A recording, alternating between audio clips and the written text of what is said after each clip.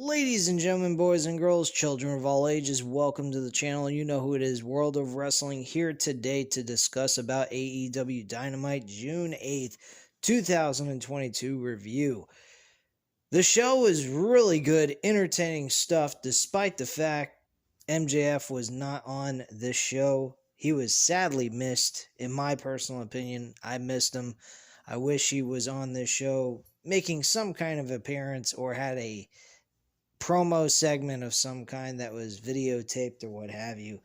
But unfortunately, that was not the case. They have completely kept him off television. They're pretty much sticking to their guns with this. I don't know whether this is a work or this is for real. And at this point, let's just enjoy it for what it is at this point in time until we get further notice, I guess. The very first match that started off the show, though, was the Battle Royale to find out who's going to face Jon Moxley one-on-one for the main event of tonight's Dynamite to move forward to Forbidden Door to challenge for the AEW Interim Championship. This was actually a good Battle Royal, but very surprising who they went with, because I thought Andrade El Idolo was going to be Jon Moxley's opponent for tonight's main event show. And unfortunately, that was not the case. They went with Kyle O'Reilly, a tag team specialist in Red Dragon. Darby Allin did not even come close. He got eliminated. Wheeler Yuta actually went very far into this whole entire thing. He lasted, I believe, till the very end with Kyle O'Reilly. Yeah, they were the last two. So Kyle O'Reilly and Wheeler Yuta were going at it over the opportunity to face Jon Moxley, and Wheeler Yuta was eliminated. So that is how that match ended. I actually enjoyed it for what it was. It was very surprising on the eliminations and who was actually gone out of this match by the final four. But overall, they made Wheeler Yuta look good in defeat. Eddie Kingston and JAS actually continue to build their storyline between these two factions, between Eddie Kingston's group and JAS. So this is actually pretty cool stuff overall.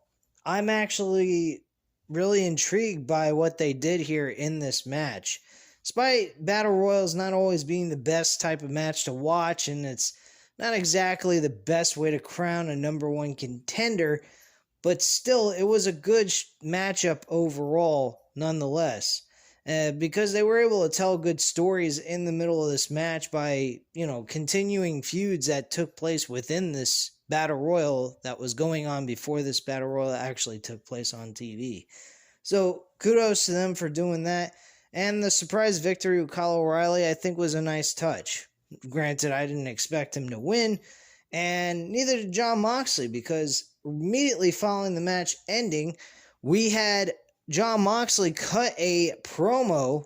The audio was really off. I don't know what the hell was wrong with the audio. I thought there was something wrong with my headset when I was watching it off of my computer.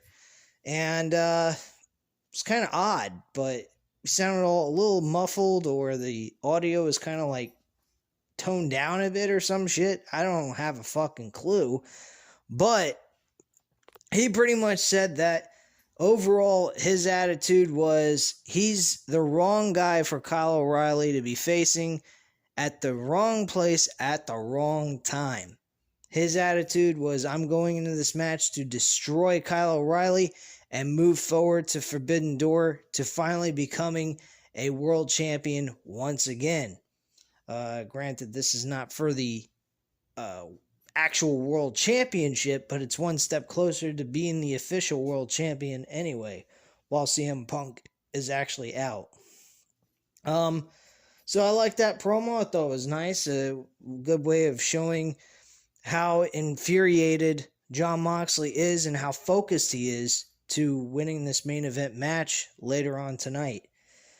The next thing that took place was we were introduced to the All Atlantic World Championship.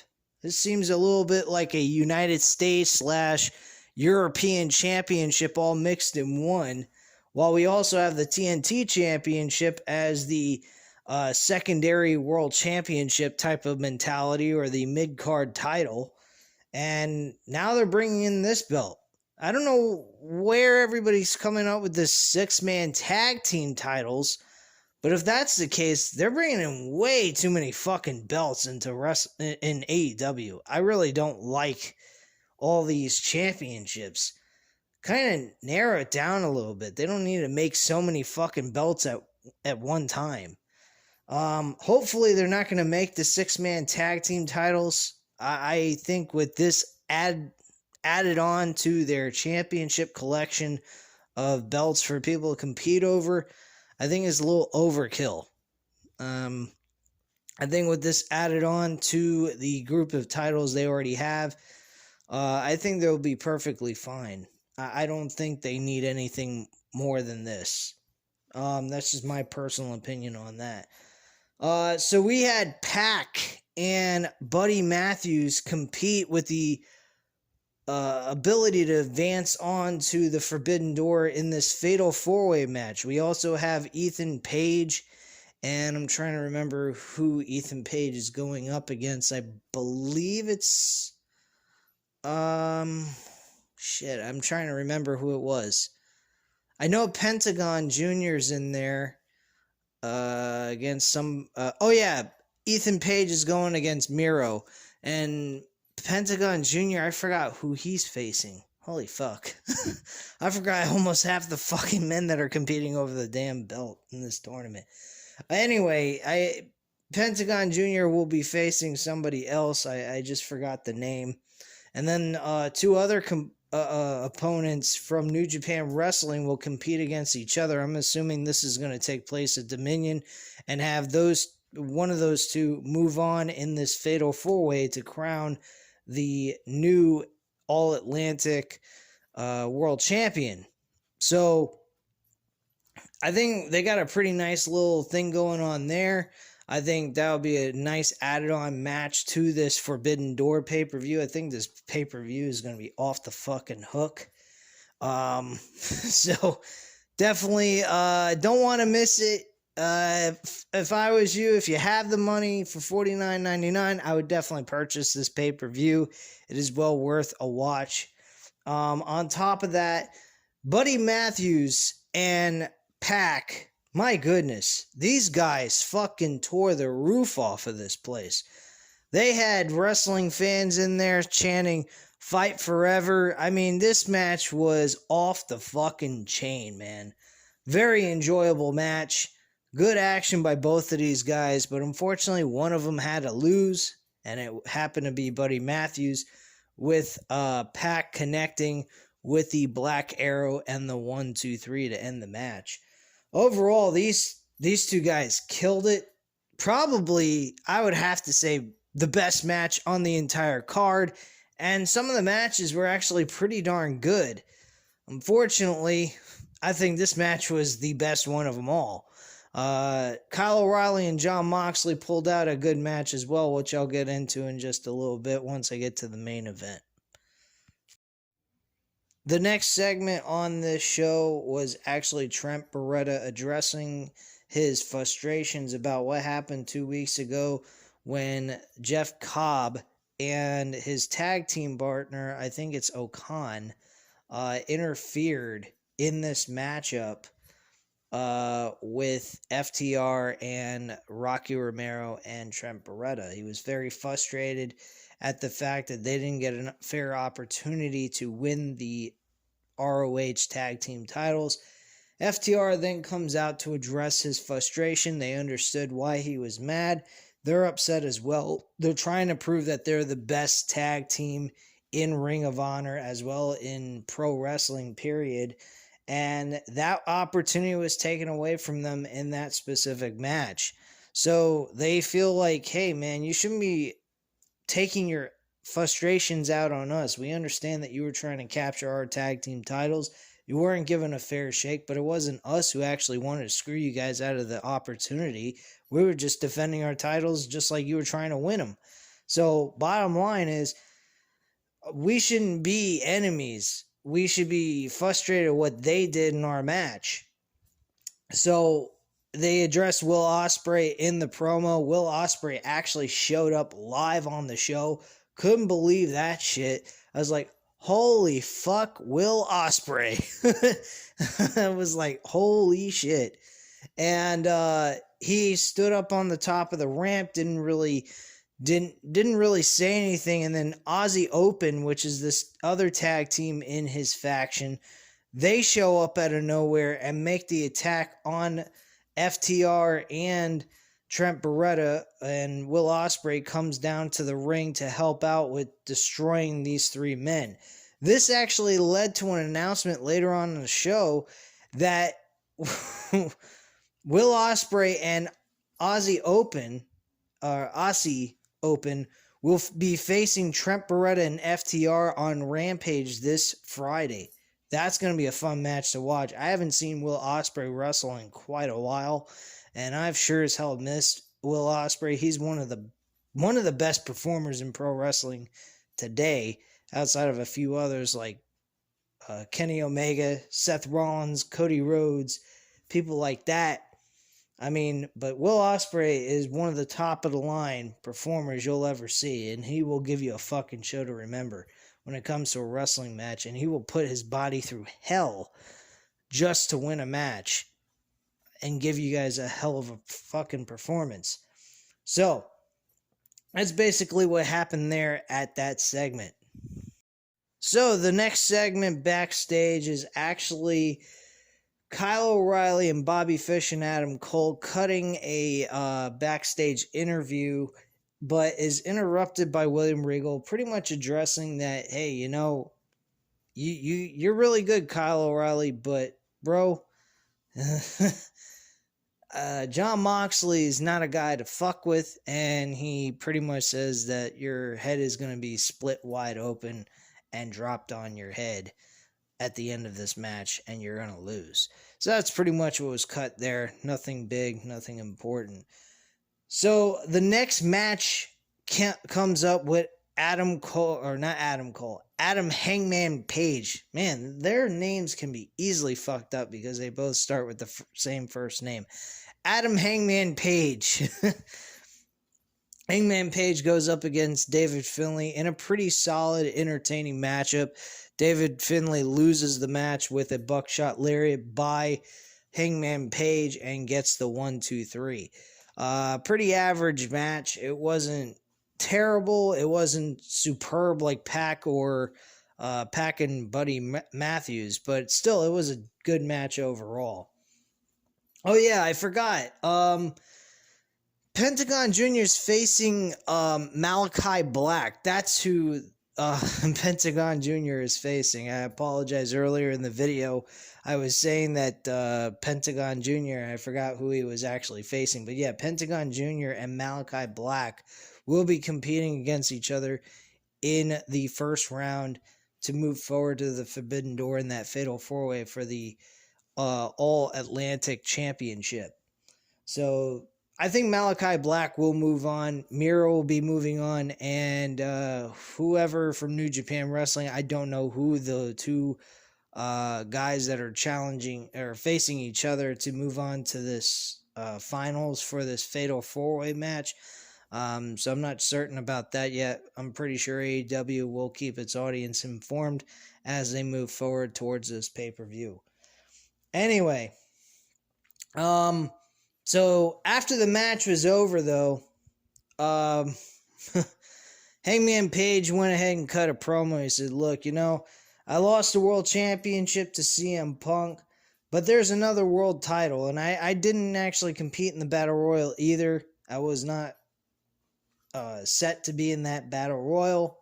So my attitude is I'm going to focus on a new world championship, and that's the IWGP Heavyweight Championship against Okada. I almost said his name wrong. Okada. And Adam Cole comes out of nowhere. Adam Cole was actually doing commentary during this segment for this match. And he comes out of nowhere and he says, hey, whoa. You're talking about making a challenge for the IWGP World Championship, yet you're forgetting that Jay White is facing Okada at Dominion on June 12th. You got to be out of your fucking mind, dude. He said there's a possibility Jay White might win. So they both are wanting the opportunity to challenge for the IWGP Heavyweight title. Adam Cole says that All Elite Wrestling is centered around Adam Cole, baby. And that's pretty much how that segment ended. Now, this could go either way. They could actually have a one-on-one match to challenge whoever wins the match between Adam Cole and Adam Page would go on to challenge the IWGP World Champion, whoever that may be. Or we could also get a triple threat match for whoever retains or wins the IWGP Heavyweight title. I like the idea of just putting them both in it, having Jay White beat Okada, have Jay White defend it in a triple threat match against two AEW wrestlers and one New Japan Wrestling wrestler. That would be pretty interesting to see. And I'd love to see Jay White go out on top and retain the championship if that's the direction they decide to go. That could be the case because they did say that they wanted to have Bullet Club versus Undisputed Elite pretty much running the show and pretty much going roughshod all over this shit. So that could be a possibility that takes place. The next thing that took place on the show is Backstage Segment with the Young Bucks. They were cutting a promo about how they've been on a winning streak of late since the loss to the Hardy Boys. They feel like, hey, we've beaten the tag team champions in a non-title contest clean without cheating or anything else. They deserve a shot. Then the Hardy Boys come out of nowhere, and the Young Bucks are pretty upset by this whole situation.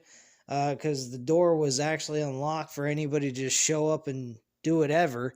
And they pretty much cut a promo saying, hey, you know what? We beat you. So if you've beaten all these people, we actually deserve a shot more than you do because we are the ones who beat you first. And then out of nowhere, Christian Cage and Jurassic Express show up out of nowhere and say, well, guess what, guys? We're the tag team champions and so forth. He's acting like he's he's actually a tag team champion of the group, like he does the Freebird rule with the Jurassic Express, which is an absolute fucking joke. I personally don't particularly care for this Christian Cage anymore. I'd like to see him turn heel, and I think that's what's going to happen at this match next week, which has been announced. Christian Cage said, well, how about this? How about we do a match that the Hardy Boys and myself have made famous? Why don't we do a triple threat tag team championship match? Again, the tag team champions are in a triple threat match, and now we're adding in a ladder stipulation where the champions have to climb a ladder to pull down the championship belts to retain their titles, adding more pressure on the tag team champions. He also mentions Jungle Boy in the conversation about how, hey, you may have pinned Jungle Boy, but it doesn't really matter, that we're still the tag team champions. And Jungle Boy going, what? You really had to throw that at me? Like, really? What the fuck, dude? So he was a little dumbfounded by that comment. He then issues the idea of a triple threat match in a triple threat ladder match for the tag team titles. And Jurassic Express are going, what the fuck is Christian doing? Kind of attitude. But it has been granted. This match will be taking place next week on Dynamite. More than likely, this will be the main event. I would hope so. I mean, this is not a match that you would put on first. I think that would be idiotic. I think this is a match well deserving for the main event. But yeah, this should be a fun, entertaining match. I would be more interested in being on Forbidden Door, maybe turn it into a Fatal 4-Way and add a New Japan Wrestling tag team in there. But hey, it is what it is. I'm not going to go ape stick over it. But I think this match is a freebie, and you know what? I'll take it. I've been spending a lot of money on AEW pay-per-views anyway. I got another one coming up for you guys that I have to cover, so I'm going to have to pay $49.99 for that bitch, and that's Forbidden Door. So thank God these pay-per-views are not month to month, because if they were, I wouldn't be paying all this shit, personally. That'd be way too much money for me to spend every single month. But anyway, we also had Eddie Kingston. He wants a match with Jake Hager. He was on a roll in that Battle Royal. He eliminated Daniel Garcia from that match. He was pissed off. He was addressing the guy behind the camera saying, hey, don't time me while I talk on this mic. I do what I want to do on a microphone, so you can kiss my ass.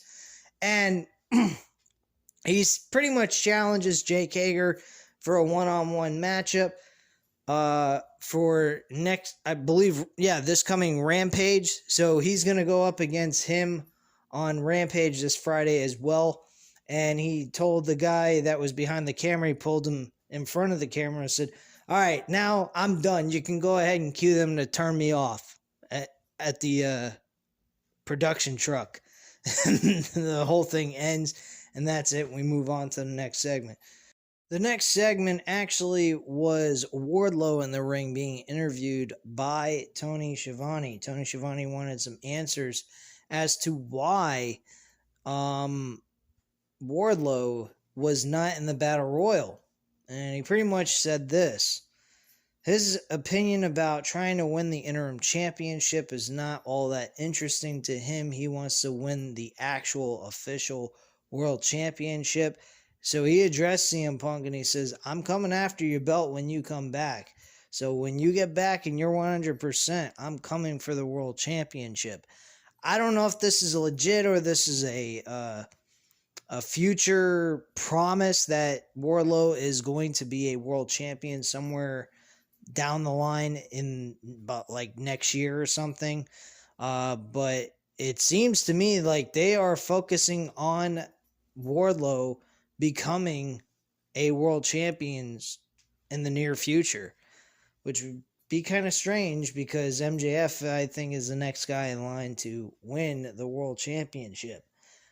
But nonetheless, they changed his focus over to the TNT Championship, which is another prestigious belt, but he addresses that as of late, that TNT Championship has not been all that prestigious while it's been being hot potatoed among other superstars. I think the TNT Championship is the best belt for him to go after right now at this point, and I think he should be a long-term TNT champion and beat a lot of opponents. Scorpio Sky comes out and, he's like, hey, let's go, man. And Dan Lambert and Ethan Page are both trying to hold him back from getting involved in this matchup idea that Wardlow's trying to suck him into. And pretty much he says to Scorpio Sky, says, look, I understand you're injured. I'm not saying we have to wrestle now for the TNT Championship.